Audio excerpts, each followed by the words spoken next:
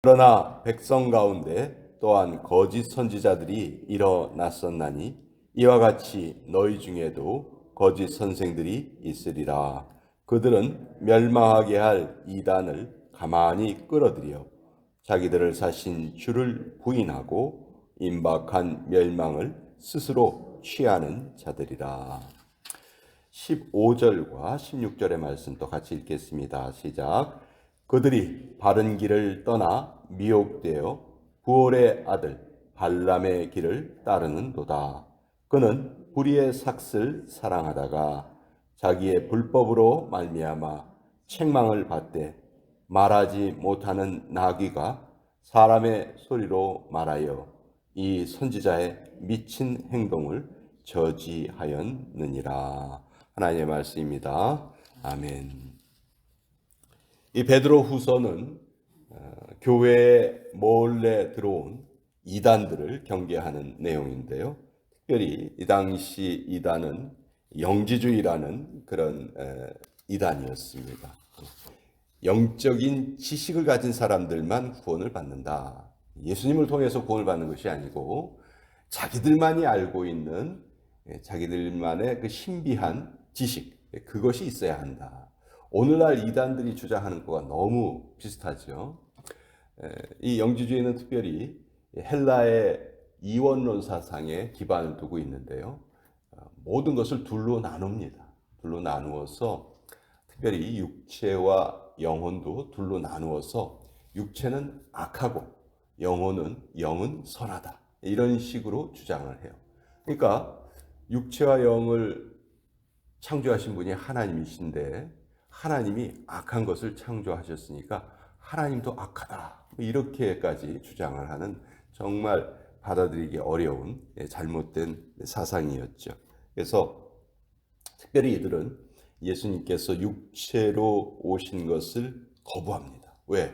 육체가 악한 거라고 주장을 하기 때문에 구세주가 그 육체를 입고 오셨다는 건 말도 안 된다. 그러니까 그런 예수를 또 믿는다는 것은 그건 또 잘못된 일이다. 이런 식으로 주장을 해서 얼마나 많은 사람들을 미혹시켰는지 몰라요. 거기에 대해서 베드로는 예수님의 죽으심과 부활을 직접 자기 눈으로 경험한 베드로는 아니다. 그것이 아니다.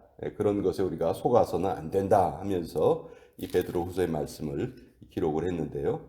특별히 15절과 16절에 보면 발람의 이야기를 예로 들면서 지금 영지주의에 빠져 있는 자들은 마치 발람과 똑같은 길을 가는 사람들이다. 그 사람들은 멸망을 피할 수 없다 하는 것을 경계하고 있습니다.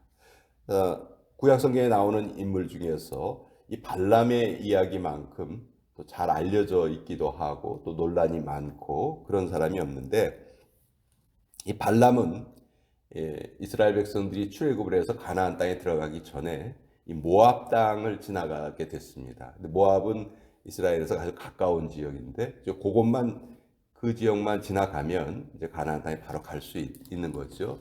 근데 이 모압 왕이 발락이라는 사람이었어요. 이 발락이라는 사람이 이스라엘 백성들이 자기 영토로 지나가는 것을 허락하지 않으려고 합니다. 왜냐하면 만약 이스라엘 사람들이 여기에서 지나간다고는 하지만 만약 지나가지 않고 여기에 머무르게 되면 저 수많은 백성들을 내가 어떻게 당하겠느냐. 그래서 그것을 거절하려 해요. 그리고 대신 이 발람이라는 예언자를 불러서 돈을 주면서 이스라엘 백성들을 저주해달라 이렇게 부탁을 해요. 근데 이 발람은 당시 그 지역에서는 나름대로 예언이 잘 이루어지는 걸로 좀 이름이 알려졌던 사람입니다. 자, 이 발람에게 발락의 신하들이 돈을 싸들고 찾아갑니다. 제발 우리 부탁을 좀 들어주십시오. 했더니 발람이 내가 한번 하나님께 물어보겠소. 그렇게 대답을 해요. 하나님께 물어봤더니 하나님 뭐라고 말씀하시냐면 그들과 함께 가지도 말고 그 백성을 저주도 하지 말아라. 그들은 복을 받은 자들이다. 하나님 분명히 발람에게 하나님의 뜻을 계시해 주셨어요.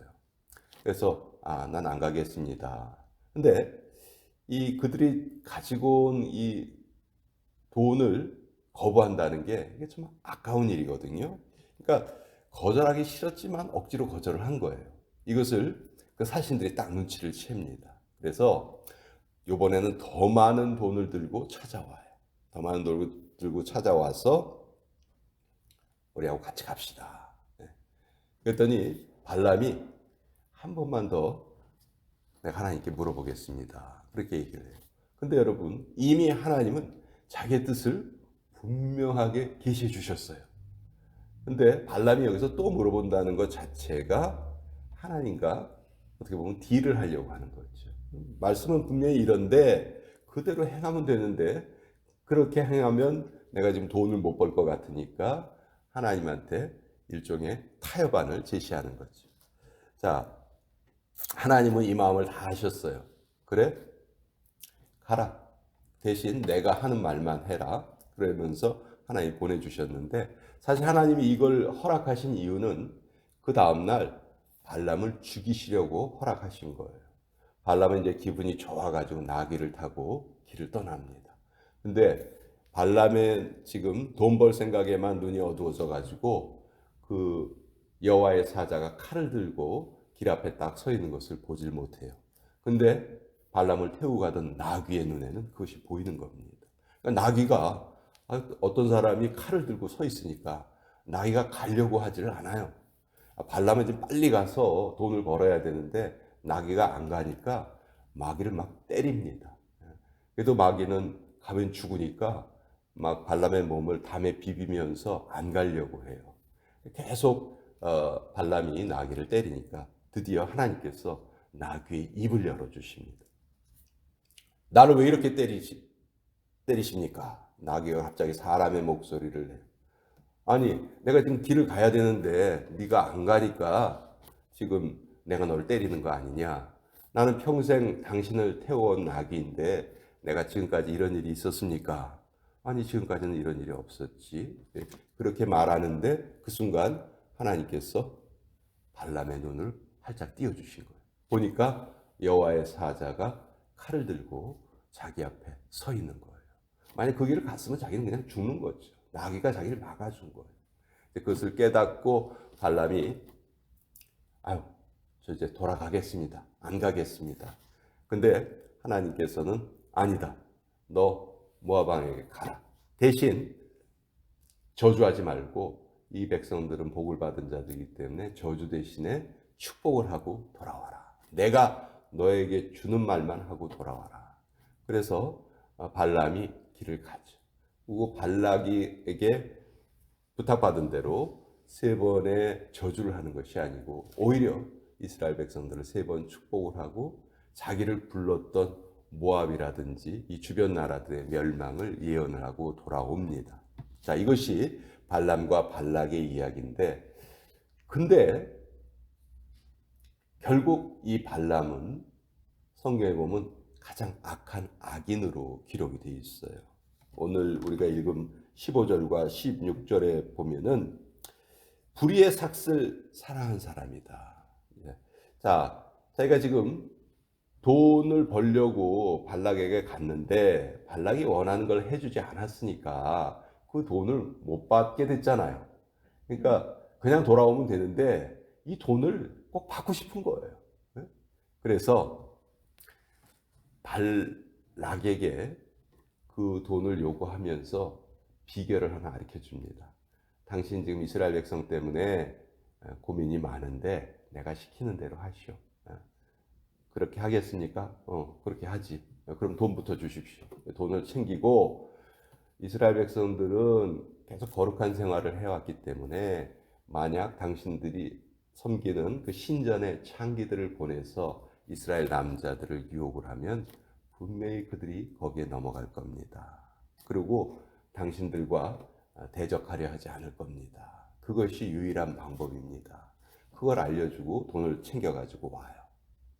그래서 그때 이스라엘 백성들이 이 모압 평지에서 모압 여인들과 음행을 행하다가 하루에 23,000명이 연병에 걸려서 죽는 그런 일이 발생을 합니다. 그러니까 하나님의 백성들이 그렇게 많은 사람이 희생당하도록 그 비결을 알려준 사람이 바로 이 발람인데, 그러니까 왜 그랬느냐? 돈 때문에 그런 거예요. 불의의 삭슬 사랑을 해서. 그래서 이 성경에 보면은 발람이라는 인물은 오늘 베드로후서 2장 15절 16절에도 그들이 바른 길을 떠나 미혹되어 부올의 아들 발람의 길을 따르는도다. 그는 불의의 삭슬 사랑하다가 자기의 불법으로 말미암아 책망을 받되 말하지 못하는 나귀가 사람의 소리로 말하여 이 선지자의 미친 행동을 저지하였느니라. 자, 이렇게 하나님이 여러 번 기회를 주셨는데도 결국 발람은 가장 악한 인물로 성경에 기록이 되어 있죠. 지금 영지주의를 주장하는 사람들, 교회에 들어온 이단들이 바로 이 발람과 똑같은 운명을 지닌 사람들이다. 그러니 결코 거기에 미혹되어서는 안 된다 하는 것이 이 베드로 후서를 지은 베드로의 그 간절한 고백이었죠. 그래서 그것을 오늘 우리가 이 성경을 통해서 다시 한번 살펴보게 된 거예요. 오늘날도 예수님 외에 다른 곳에 다른 길로 구원이 있다, 가능하다 외치는 것은 그거는 정말 잘못입니다. 종교 다원화를 인정하는 것은 교회가 포용성이 있는 것이 아니고요. 진리가 왜곡되는 거예요. 진리의 길은 예수님 외에는 없다는 것. 우리가 다른 어떤 것은 양보한다 할지라도 예수님 외에 다른 구원의 길은 없다는 것만큼은 우리가 꼭 붙잡아야 된다. 그것이 오늘 하나님께서 우리에게 주시는 말씀이다 하는 것을 이 말씀을 통해서 같이 나누어 보았습니다. 자,